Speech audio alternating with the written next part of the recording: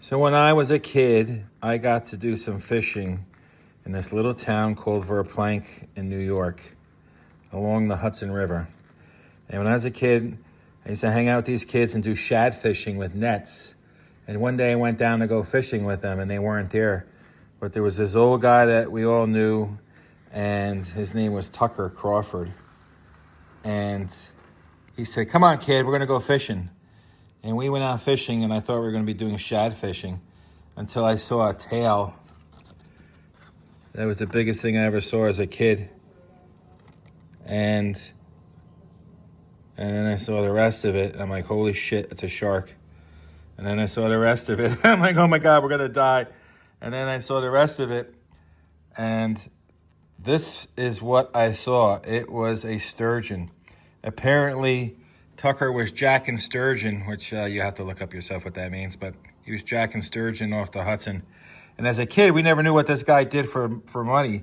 He always had huge wads of cash in his pockets, and paid for, from what I understand, he paid for everything from his pickup truck onto other very expensive items with cash mostly. And he had a brother that used to... what do we call him? I don't remember, but Sparky. Sparky used to do haircuts for all the kids. And basically his haircut consisted of like the number 2 size Tupperware bowl or the number 1 size Tupperware bowl. Because you look like a little Dutch boy every time you got this haircut. So, yeah, I went out with him in probably that boat or something similar. And we were checking these nets that he had. And I thought it was like shad because we used to check nets for shad fishing too.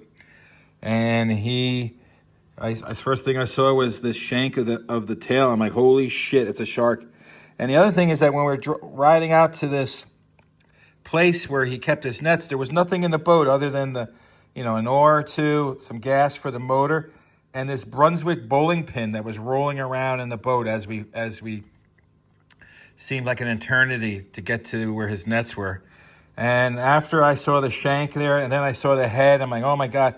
He just casually bends over and he picks up this bowling pin and just cracks the thing in the head, knocks it out, ties a rope around its shank into the bow. And this thing that we caught was bigger than the boat. It was just, it was longer than the boat, and there was no way in hell we were going to get that thing into the boat. And so he just starts trucking for the shore. And it took a while. And then at some point, apparently, the rushing water into the fish's gills revived it. And he just casually picked up the bowling pin and cracked it in the head again, knocked it out, and we went all the way into Verplank where his dock was. And he just charges the boat into the shore. The boat kind of flies out a little bit. The fish flies out a little bit. And then apparently the only other thing that he had in the boat underneath his seat was, for me, as a kid, as I remember, the equivalent of a machete. And then he, in short order, dispatched the fish and took the 7-pound, I believe, roe, which translates to buku dollars, if you guys know what caviar is.